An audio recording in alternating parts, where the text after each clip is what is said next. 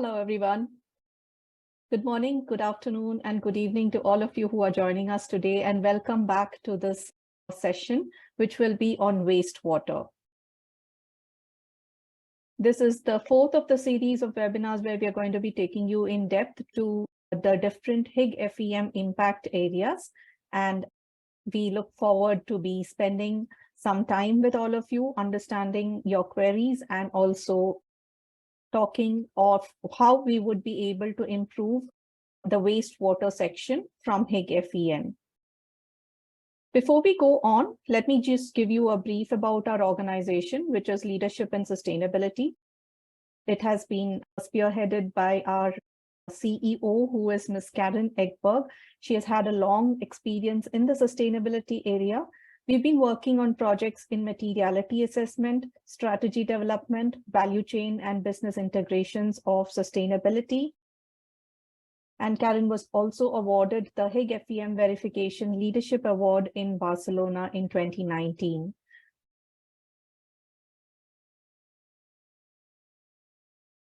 Good afternoon to all of you.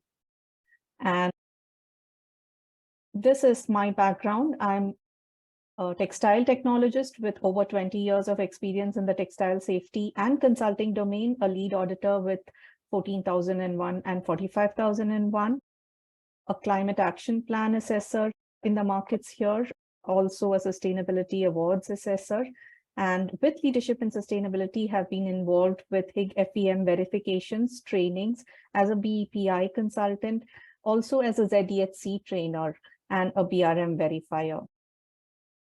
Before we go on, please let me give you a small note to let you know that all of this material, whatever we are going to be presenting to you, is copyrighted with the Sustainable Apparel Coalition and with Leadership and Sustainability. So please use them for your own purpose, but please refrain from distributing it outside of your organization. And we will be interacting with each other on the Zoom platform. And I would request that all of you send in all of your technical questions into the question and answer panel, which is here. So you will see this on the bottom of your screen. You will see section which is called Q&A. And if you put in all of the questions here, we would be able to ensure that all of them are answered. And if you would just like to communicate with me during the session, then we can do that via the chat function that is also open.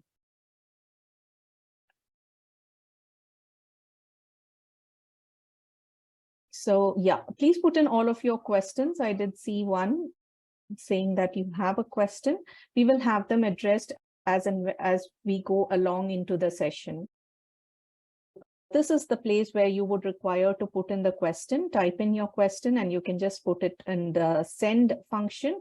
And in a follow-up email, you will get all of the slides that are being shown here in this webinar. You need not note anything that is there on the slide, but something else which you would like to note down, you can definitely note it down. And this would be our agenda for today. Our main topic for discussion would be wastewater. And we will also have some time for questions and discussion. We will want to also present to you our verification offer and give you a bit of detail about the team who is there in world over. This is the section that we will be touching upon today. So you are all aware that the apparel and footwear industry is one of the largest industries globally, and it generates a significant amount of wastewater. And this wastewater can have environmental impacts if it is not properly managed at each of our facilities. So some of the main environmental impacts of your as an apparel and footwear manufacturer are mainly water pollution. This is with the wastewater which is generated by the processes that are happening, maybe the use of dyes, maybe the use of chemicals, heavy metals, etc., which contaminate the water bodies, harming your aquatic life and potentially posing a risk to the human health. The other major impact area is soil contamination. So discharging your wastewater into soil can lead to soil contamination in the area where you're operating, and it can also affect your agricultural productivity. air pollutions, because your manufacturing processes use many types of chemicals which can release volatile organic compounds into the air, contributing to air pollution and affecting health. And energy and resources. So whatever is the wastewater that you have, there is a lot of energy that you will have to use when you have to treat this wastewater. And this can lead to the wastage of resources, basically. And of course, climate change, because again, whenever we are talking about energy intensive processes, it is basically contributing to greenhouse gas emissions, which will affect your climate actions that you are taking as a manufacturer. So basically, pollution is nothing but a resource that we are not harvesting because we have been ignorant of the value that is there. Coming to the Higg FEM wastewater, the first part of the Higg FEM will ask you about the applicability, because it is based on the applicability that the questions are actually posed to you. And the wastewater section is one of the areas with maximum applicabilities.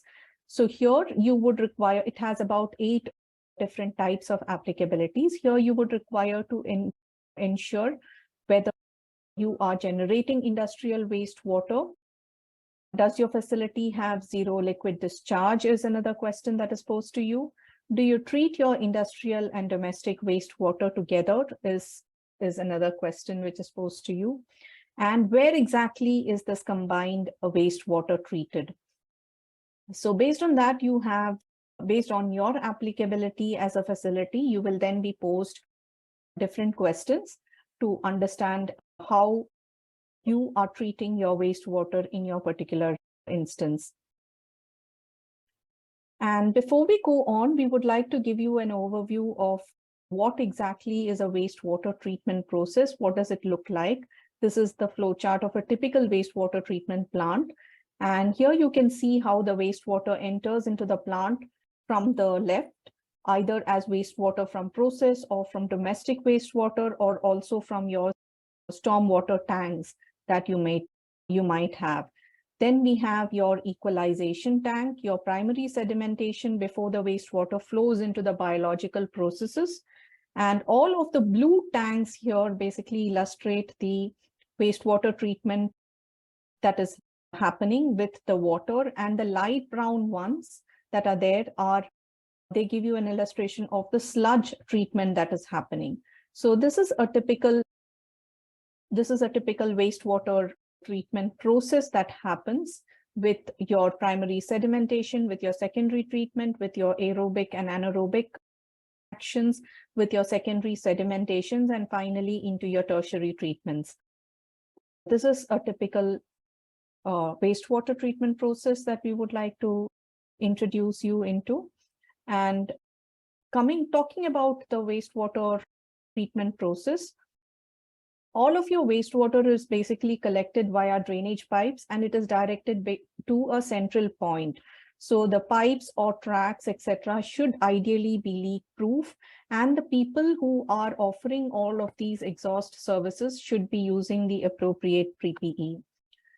The first process that happens is generally the screening process, and in this process it involves the removal of any type of large objects that could damage the equipment.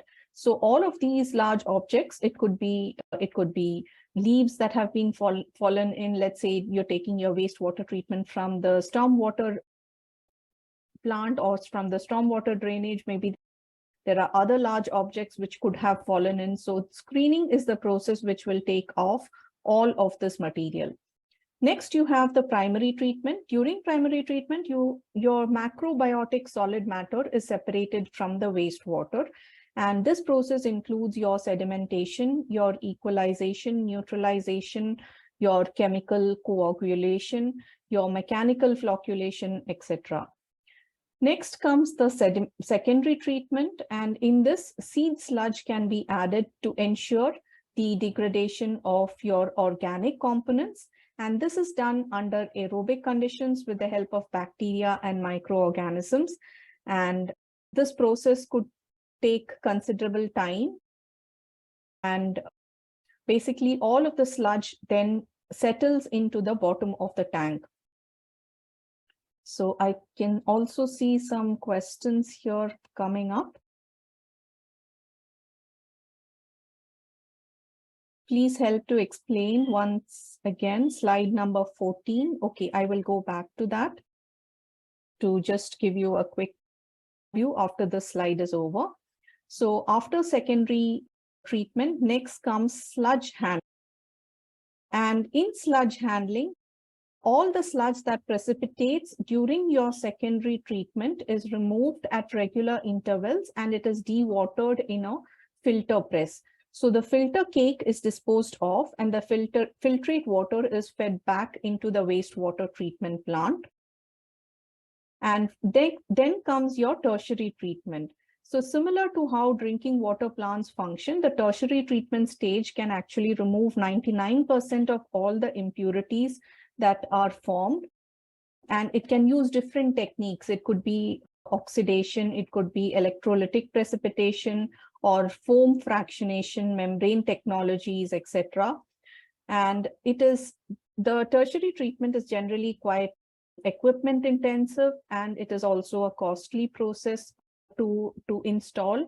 And here you will have to determine your cost feasibility and the efficiency that you will get when you are installing a tertiary treatment in your facility.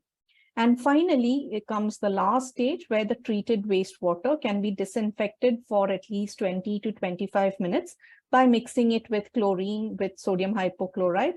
After this step, the effluent can be safely discharged.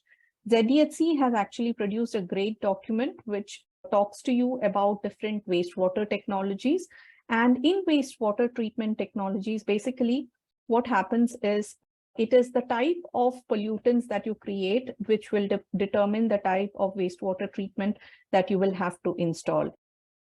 Again, this is completely dependent on the type of pollutants that are generated and the effectiveness that you want to achieve. Okay, I had a request to go back to slide number 14. So just going back here to give you a quick explanation of what happens in a wastewater treatment process. So from the left, you will see that there is water which is coming in. It could be from your inlet pumping station. Then you have your stormwater tank. You have your equalization tank, your primary sedimentation. Then comes all of the biological processes, that is the aerobic and anaerobic processes which are there. There could be chemical mixing, and then we go into the secondary sedimentation and finally into the tertiary treatment. So this is the working of typical wastewater treatment process. Okay. So we explained applicability and the types of treatment processes that are there. We also explained how you would be able to understand a bit more about the different types of treatments based on the pollutants that are generated. And here we have the questions on level 1, 2, and 3. And you can see here that the wastewater section is very intensive in your level 1, which is your tracking of the wastewater. And this is what has been seen with the number of questions that are there. Of course, there is applicability. In level 2, there are just 2 questions, which is on wastewater standards and offsite wastewater quality test. And each of them are very important. They give you 25 points each if you are answering yes correctly in your level 2.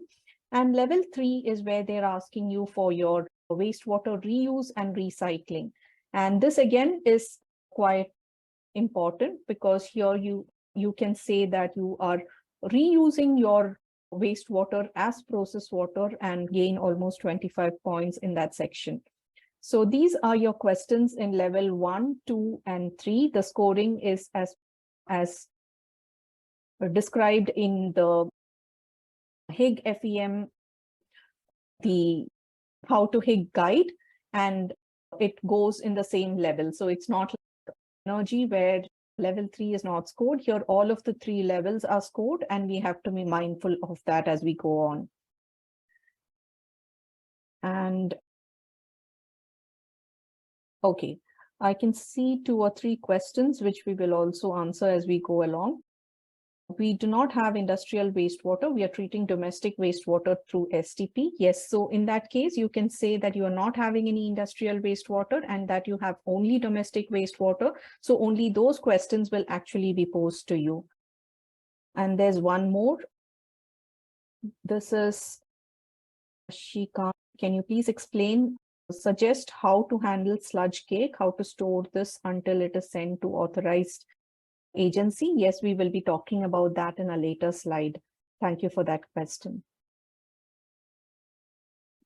Okay, the first question that is there in wastewater is on wastewater tracking. And the question here is, does your facility track its wastewater volume, that is industrial, domestic, and combined? And here you would require to give the total quantity of wastewater which is discharged. What is the tracking method? What's the frequency of measurement? How many discharge points do you have? Do you have 1 or 2 or 3 discharge points based on the facility location and the layout of your facility? Have you labeled all of the points is also a question that is asked. And you would require to undertake monitoring, and you would have to also understand which is your final discharge point. So there is updated guidance on the estimation method under your technical guidance, which has been updated for 2022. So this gives you clarity on the definition of the estimation calculation under tracking wastewater volume guidance. So that's something that they have added for the 2022 module. And there is also an additional unscored question for 2022, which talks about, does your facility have a mechanism to prevent wastewater from mixing with stormwater in the stormwater drainage systems? This again was a new question which was added in 2020, but then it has not been scored so far. And the idea here is that if you're going to be mixing the water from the stormwater drainage also into your industrial wastewater, you will have, first of all, you will have a lot of expense that is required for the entire treatment. So ideally, this should be avoided if there is a possibility by which you are able to divert it directly into the environment or into any other systems. And then you can ensure that you are only treating your industrial wastewater. Okay, there is one more question or suggestion. Can you repeat the additional question for 2022? Okay, I would go back to the slide also to show you what is the additional question. It is not a question, it is an updated guidance which is available for your estimation method, because in wastewater there was a possibility where we could do estimation. So additional guidance has been provided for the Higg FEM 2022 cadence. Okay, and coming to your question on demarking your wastewater and stormwater. The question here is, does your facility have a mechanism to prevent wastewater from mixing with stormwater in your drainage system layouts? All of the stormwater and the wastewater should be collected and discharged separately so that you are able to reduce the impact of the stormwater on the wastewater treatment plant and ensure treatment efficiency. So the purpose of having this mechanism is to ensure that it is all collected and discharged separately. And how do you maintain such a mechanism? First of all, you would require to code and label all of the stormwater and wastewater collection points.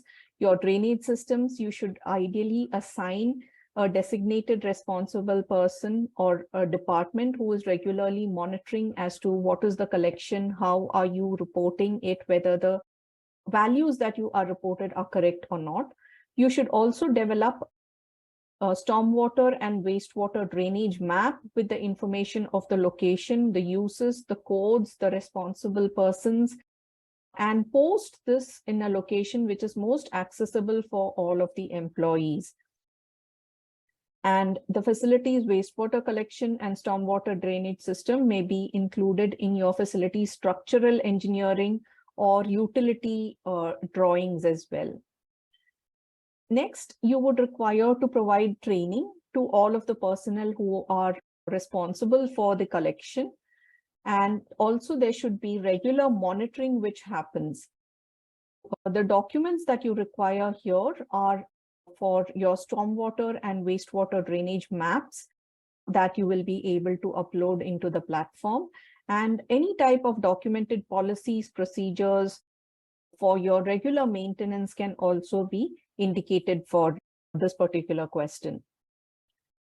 And secondly, you have offsite wastewater treatment contact, and the intent of this question is that you should have the name, the address, and the ownership of the wastewater treatment personnel. The idea here is that you are responsible for the wastewater, whichever is generated at the facility, and that you have the details of the body to whom you are assigning this wastewater, and you are able to send it out correctly. And also there is a question, do you have a copy of the contract with the wastewater treatment plant? So ideally, there should be a contract with the wastewater treatment plant, which you should be in a position to upload. Okay, there is one more question here, which is we don't have industrial wastewater, only domestic wastewater, because we don't have any processes. We have septic tank and settling pond, right?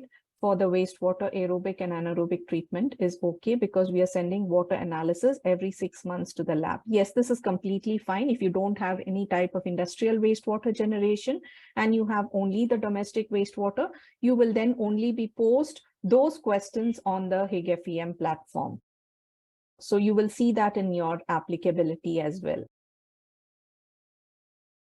So this is the suggested upload for number 2, which is your offsite wastewater treatment contact. So ideally, you should have a signed contract with the offsite wastewater treatment plant. You should know where you're sending your wastewater to. The permit and contractual agreement of your facility should show that you are allowed to discharge into the offsite wastewater treatment plant. So many of the facilities are within CES zones, where special economic zones, where you have a common effluent treatment plant which is collecting the wastewater from all of the different plants within that area. Ideally, if you have a contract, this is something that you should be in a position to upload. There is one more question here. If there is no septic tank, if domestic water discharge without treatment, then all marks will be deducted. It's a question. If you're domestic, if you don't have a septic tank, yes, ideally you will not be able to say a yes here. I'm assuming you don't have industrial wastewater as well, and that all of your domestic wastewater is just charged without any treatment because you do not have a septic tank, then you will not get points. That is true, Nazia. Thank you. Coming to question 3, which is on emergency backup plan. The question here is, does your facility have a backup plan if there is an emergency situation related to wastewater?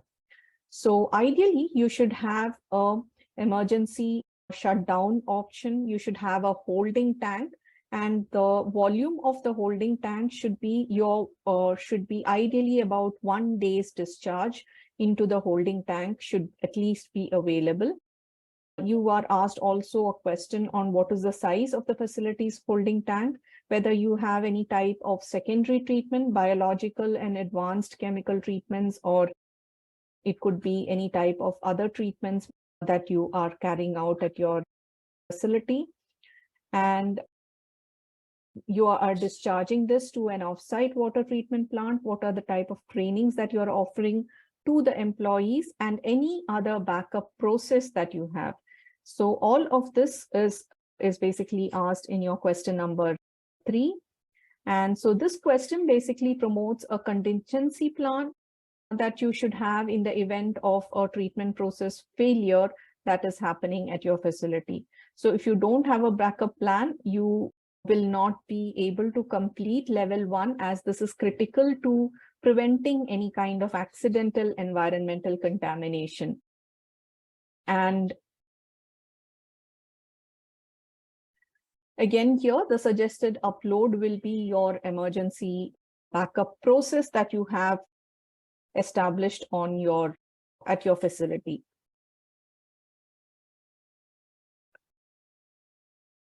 There's one more question. If we will be able to answer yes for level 3 question, if the stormwater has been collected by the offsite ETP and will be reused to supply us back.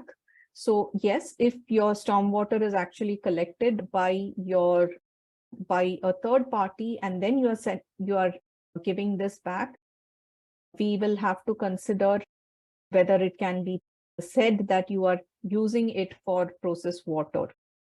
So I will confirm this for you, Shiv Ganesh. And there's one more question. We started the treatment process in our on-site ETP, which belongs to our washing plant, on last December. And our Higg FEM was set to be for 2022 data. Before on-site, we were sending the water to off-site ETP. What should we mention on self-assessment? Okay. Ideally, your self-assessment should have the data of whatever is your 2022 data. So you report only the 2022 data. So if it is only in last December, then you will have to say that this is the quantity that is there, and you should have ideally the processes or the total quantities that are there for each month in your wastewater system. I hope that answers your question, Khadija. And is stormwater require further treatment if we collect it in rainwater tank and reuse in process water? So if you're collecting all of your stormwater and you're taking it back as process water, then it is basically some kind of rainwater harvesting that you are doing, and it can be it depends on what is the quality of the water. If you are able to use it directly, you can use it directly, or if you will have to pass it through a system and clean it and then use it for your processes, you will require to consider whether that needs to be done or not. Okay, let's go on. So this is your suggested upload that is required for your question number 3. That is your actual emergency backup process that is required to treat the average daily amount of wastewater discharge. And can you confirm that there is no leaking or bypassing of the wastewater is also another unscored question which is there on the platform, which you would require to confirm. And here, this is an unscored question definitely for 2022, but the point here, or the intent of the question here, is to ensure that you're not having any type of leaks whatsoever from the different pipes, and perhaps you have that already in your environmental management system, and this is what you would be able to show when the verifier is there on site for this particular question. And again, question number 4. This is also a level 1 question. There are 2 questions. One is on hazardous sludge disposal and question 5 on non-hazardous sludge disposal. So the question here is hazardous sludge disposed of properly, and what is the treatment that is done? So you could be disposing of your hazardous sludge as hazardous waste treatment, as incinerated controlled conditions. It could be landfilled. You could have open burning, or it could be fuel blended or composted. It could be used as a fertilizer applied to land after the necessary treatments, etc. And the suggested upload is whatever is the permit or the manifests that you have for proper disposal or land application.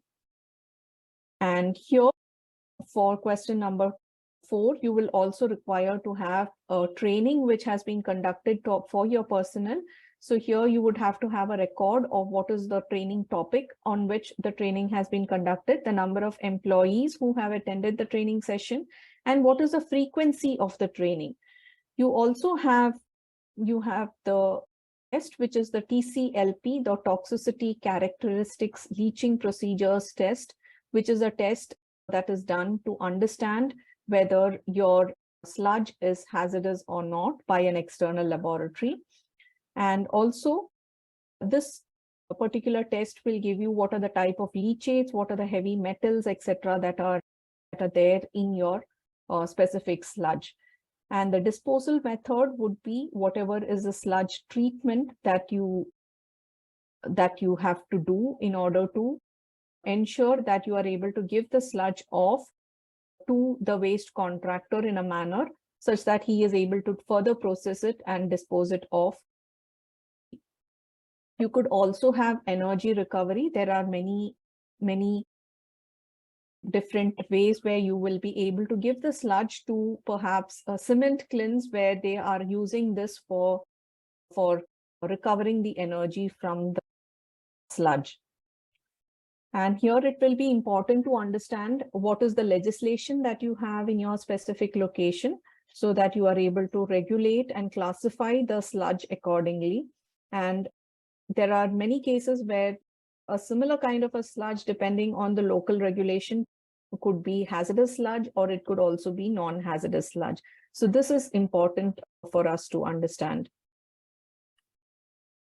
Okay, there is a question. How do we get to know our sludge is hazardous or non-hazardous? Through the TCLP test report. Yes, here through the test report, you will be able to understand the values in the leachate, in the heavy metals, etc. And that is how you will be able to classify based on your local regulation. So that is why you should know, or you should understand your local regulation to understand whether your sludge is going to be characterized as a hazardous sludge or as a non-hazardous sludge.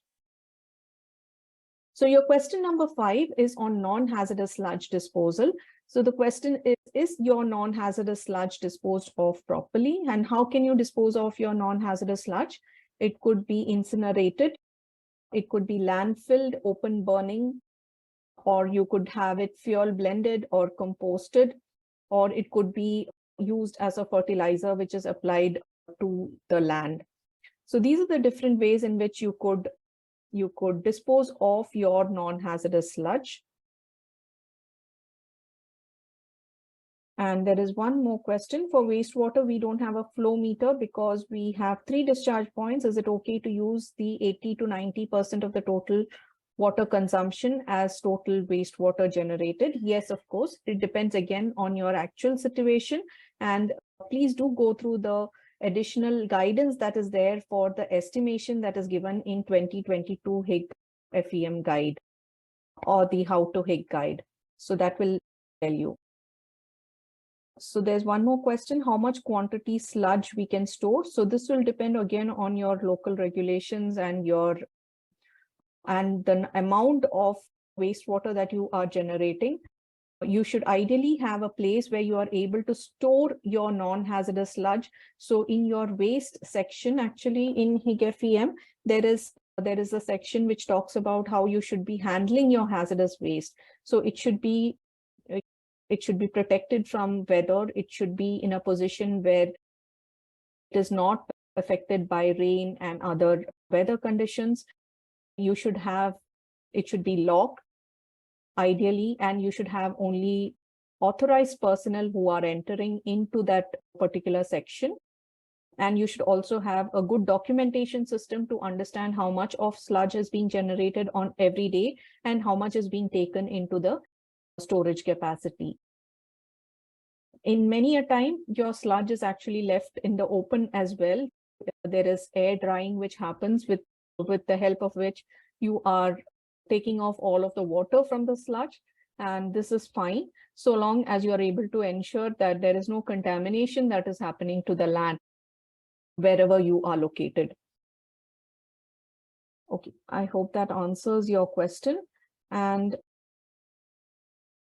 there is one more question. Is zero liquid discharge test is compulsory for all the units? No, it is not compulsory. If you have zero liquid discharge, then you can report that you have zero liquid discharge. in your facility. It is not mandatory. It is an applicability question, because then they want to understand certain features and you will be asked those questions. Okay, coming to your 5, which is non-hazardous sludge disposal. So your sludge analysis or test results from the last 12 months should be indicated. Permits or manifests. So let us say you're giving off your sludge to waste contractor who is taking away your non-hazardous sludge or taking it and doing a particular kind of landfill. All of those permits and all of those manifests, etc., should be in a position to be uploaded onto the platform, or at least shown to your verifier. Training topic. Training is one aspect which has been given a lot of importance in the Higg FEM. And here you will have to give as to what are the training topics that you have taken in a particular cadence. For your 2022 cadence, report on what are the topics. Maybe it could be safety, maybe it is handling of non-hazardous and hazardous sludge, or it could also be how should you react when there is a specific emergency situation. So all of those training topics should be indicated. How many people have been employed? Please maintain a register which talks about how many people have undertaken those training sessions and what has been the frequency of the trainings. This is what you would require to report in question number 5. And then we come to question number 6, which is on septic water treatment. And here the question is, does your facility treat your wastewater using septic before it is discharged?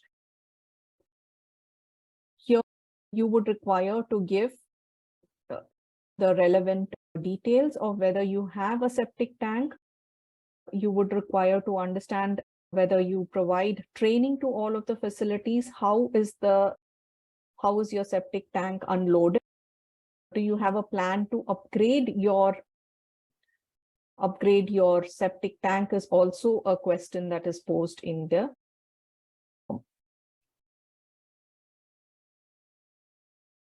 Okay, there is one more question. I have just one request. Please send in all of your technical questions via the chat so that we have a record of that and that we will be able to maintain and ensure that it is all answered. So this question is for the last topic regarding water use baseline. What is the formula in computing water use baseline? If I use the normalization factor man hours instead of production, yeah, it is up to you on how you would like to decide how you would want to make your baselines. Please watch our water webinar that was conducted, where we talked about how you would be able to mainly look at baselining and what are the factors, what are the parameters, what are the most relevant parameters that you would want to consider for your water use optimization or normalization. Okay.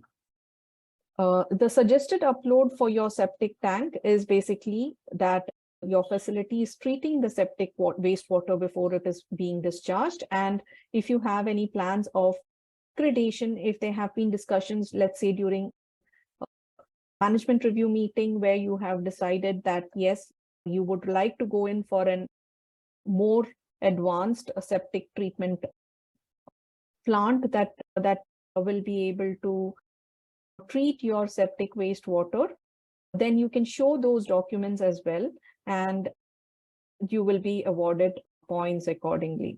So here there is again a changed applicability. So facility who is separately using septic to treat your domestic wastewater and on-site wastewater treatment plant will be asked to answer also the specific question on question number 6. So you might see that in certain cases, there might be a small change in between 2021 cadence, what you have answered, and 2022 cadence that you have answered, in case this is applicable for you.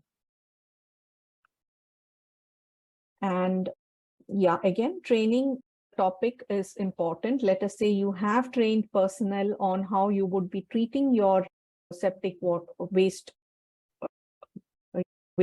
treatment. You would have to show those records and you would have to indicate how many people have been trained and what is the frequency of the training. Ideally, you will see that any type of septic tank that is there will be able to reduce about 40% BOD, about 70% of the TSS, and about 77% of the FOG. And these are the standards. Ideally, we would recommend that you go with whatever is the EPA standards that are there.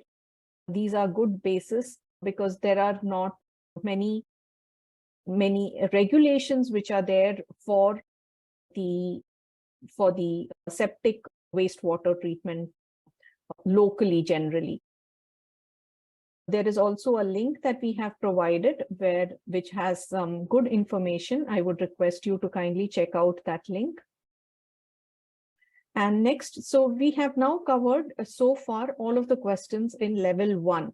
So all of these 6 questions will give you, depending on your applicability, you will be posed one of these questions and you will have to answer that, and that will give you 25 points in level 1. Level 2, there are 2 questions in level 2. Again, these will be posed to you based on your applicability again. The first question in level 2 is question number 7, which is your facility reporting against a wastewater standard. And here what we have to remember is that local legislation is not accepted here. You have to either be reporting, these are the different standards against which you can report. It could be the ZEHC wastewater guidelines, PSR. If you are based in China, the IPE records. If you're reporting specifically for a brand or a customer and you're conducting wastewater tests for them, you can also report that in this particular section. So what we see generally is most commonly is the ZEHC wastewater standard. It is very clear. Many of the brands have joined with the ZEHC for the wastewater guideline and recommend that that is the guideline that they follow. And or you would require, if you are also reporting against any other standards, you can do that. And there are also ancillary questions which are asked, which are, have you tested and met all of the parameters specified in the standard? Like, for example, in the ZEHC wastewater standard, you have both your MRSL parameters as well as the other parameters. You would have to check and see if all of them have been met. And your wastewater standards, it allows you to multi-select on reporting your wastewater standard. It will ask you questions on what is the frequency of the sampling, whether you have any type of detection in the MRSL parameters. So you would appreciate that in 2011, when there were a lot of wastewater tests that were done from apparel factories, there were the 11 priority chemicals which were actually chosen and which was required to be eliminated. And that is how the ZEHC movement has actually started. So that is why this question is of importance. It is the latest version of ZEHC as far as possible that you should try and follow. So the 2A to N is still the version 1.1, but the intent of this question is whether you have met the MRSL parameters. So please follow whichever is the table that you are actually looking into based on the tests that you're doing. And here the ancillary questions which are asked for question number 7 is, are you reporting against the standard? Have you tested and met all parameters specified in the standard? And are your parameter results available on the standards platform? So as a platform, you have the detox.live platform where you are able to see all of the wastewater test results. Let us say you are reporting against the ZEHC wastewater parameters. If you go into the detox.live platform, you are able to see whether your facility is shown as a green facility or whether it is an orange facility or whether it is a yellow facility. This is something that you will be able to observe.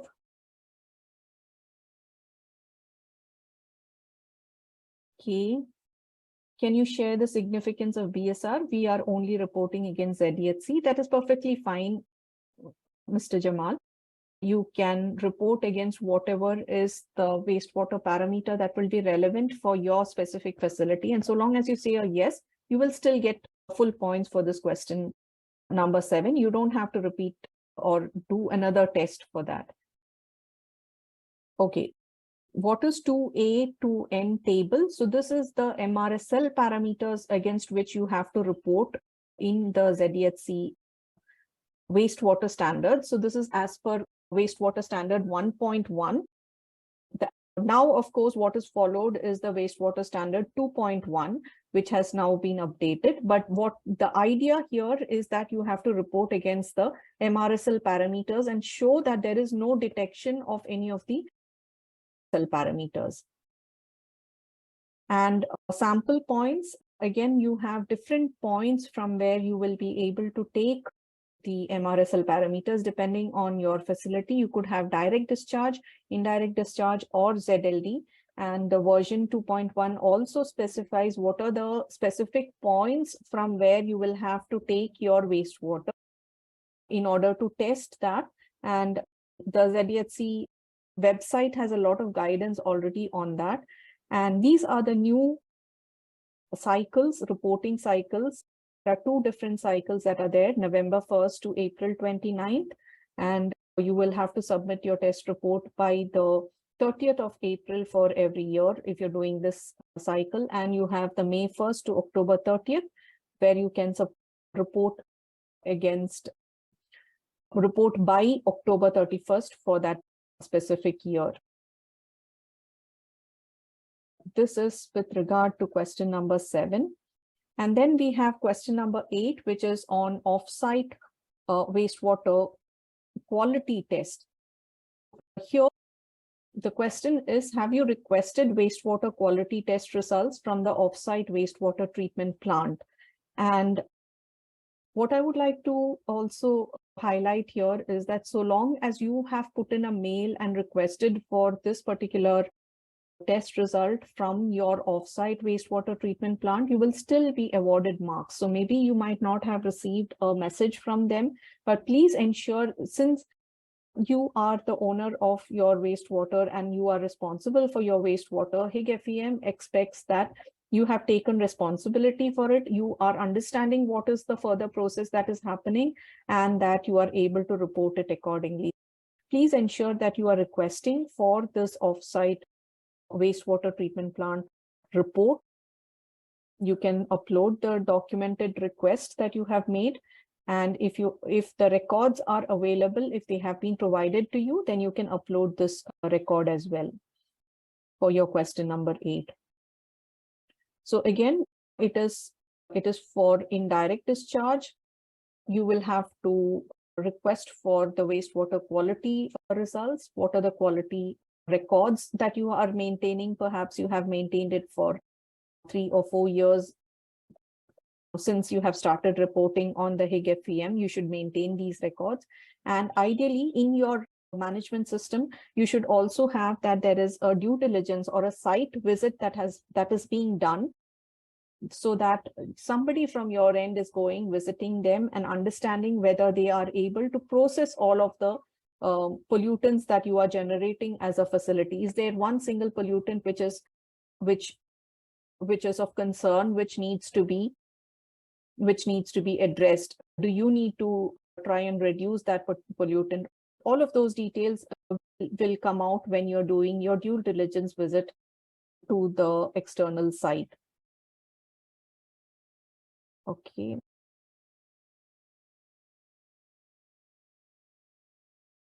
Yes, we will be talking about ZLD. And Doan, I will respond to your mail separately, since this is a very specific question.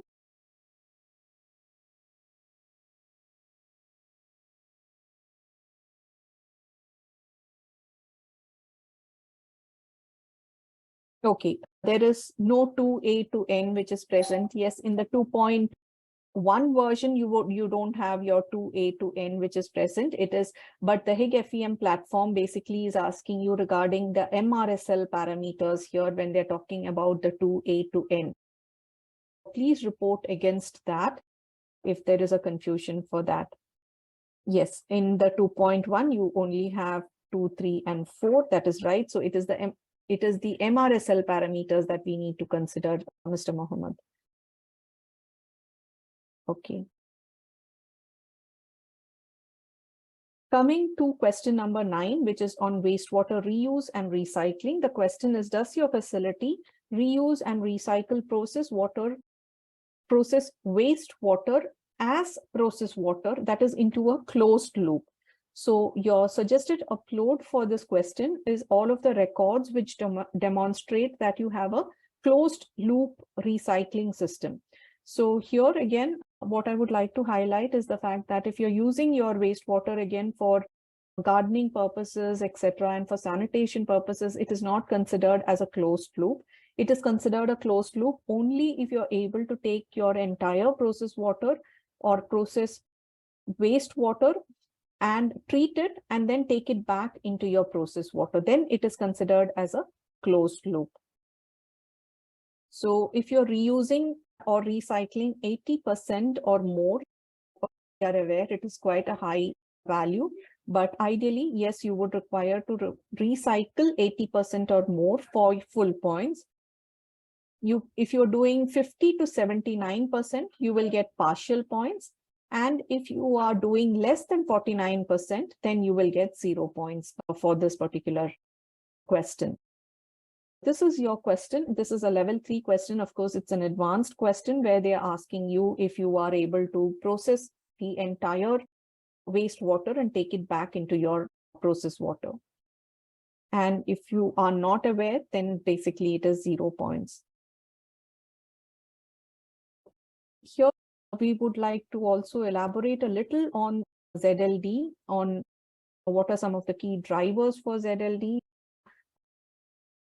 Zero liquid discharge is basically inspired by the kind of environmental footprint that you will be able to project as a facility. And water is definitely a scarce resource. There are many different regulations which are coming in, and we are trying to recover as many resources as possible from whatever are the processes that we are actually doing. So zero liquid discharge is a water treatment process in which all of the wastewater is recycled and purified, thereby leaving zero liquid discharge at the end of the treatment cycle. It is also an advanced water treatment system that could include your systems like ultrafiltration. It could include reverse osmosis, evaporation, crystallization, fractional electrode deionization after the process. And here we have also given you a link to a very informative site which will talk about all of these different processes. The objective here is to eliminate any type of liquid wastewater discharge. You will generate solids for landfill disposal or for reuse, and you can recycle a very high quality water when you have a ZLD system that is installed at your plant. And again, all of this will depend very specifically on the type of pollutants, and that's where we would require to do a bit of investigation to understand whether it would be the right fit for your specific organization or not. And this is a typical ZLD system, again, where you have fresh water which is coming into the process house. You have the wastewater producing processes which are happening. The wastewater is generated. It is then taken to zero liquid discharge treatment plant. You have solids which are generated, and the entire are the chemicals, etc. Like, for example, when you have reactive dyeing, let's say you're able to recover the salt that is there, then you are also in a position to recover this from going into waste. So this is resource recovery. So it is only the waste solids which are actually being disposed of.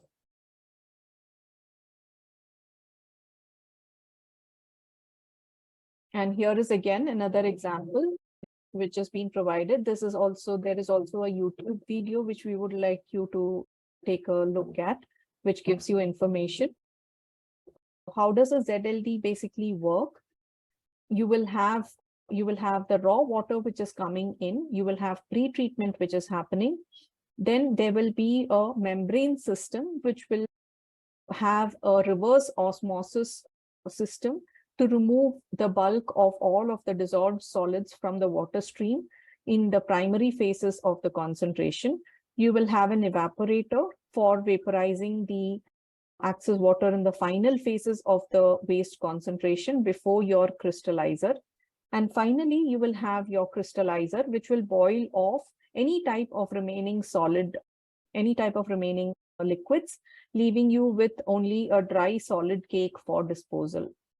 So because of the broad range of industries that use ZLD and the various waste streams that are produced, ZLD is a very highly customized process, and any type of add-ons will require that the facility requires will be based on the individual needs of the facility.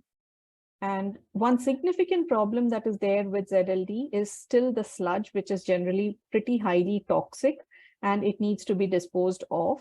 And many countries lack treatment installations for these type of waste. This is just a brief detail of how the works. I go back to the questions here. Our process is injection molding, in which ETP is not required. Is there an option for selecting industrial wastewater treatment non-applicability? Yes, of course. So let us say you are not generating any type of wastewater from the manufacturing process, then you can say that you are not generating wastewater, and none of the questions that are relevant to industrial wastewater will then be posed to you. One more question from our domestic STP. We use the treated water for garden. Our process water is recirculated. Can it be considered zero water discharge? No, unfortunately not. For the domestic STP, if you're using the water for gardening purposes, then this is not considered as a closed loop for your question number 9. And this is what I wanted to also highlight here. Thank you. We are almost at the end of our session, and I am open to questions, though we have taken the questions right through the session, but please feel free to put them in. And in case something is remaining, we will have them answered definitely.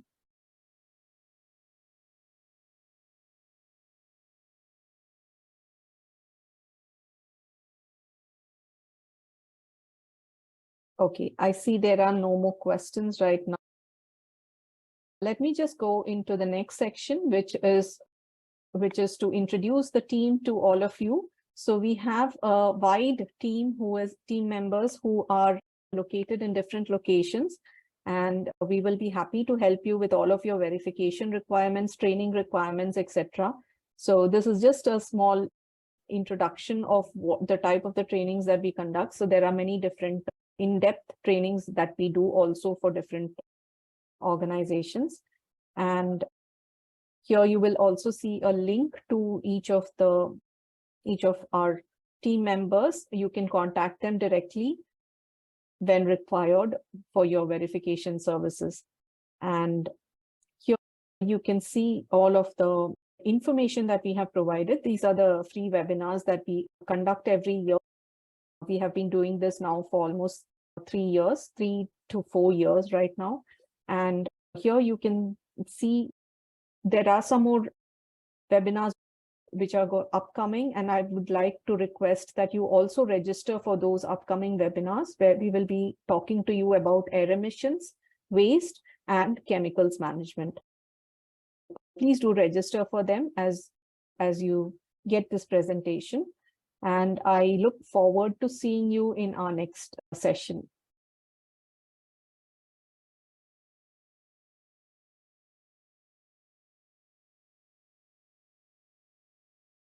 Okay.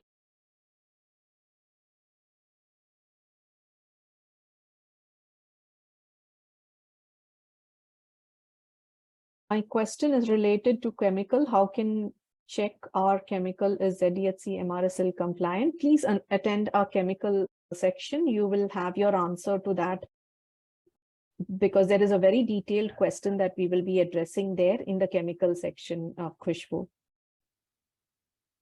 Okay, I think we are actually on time. Thank you for attending this session. And in case there is something that has been missed, you will get an email with that. Thank you so much for your participation and look forward to seeing you in our next webinars. Bye-bye. Thank you.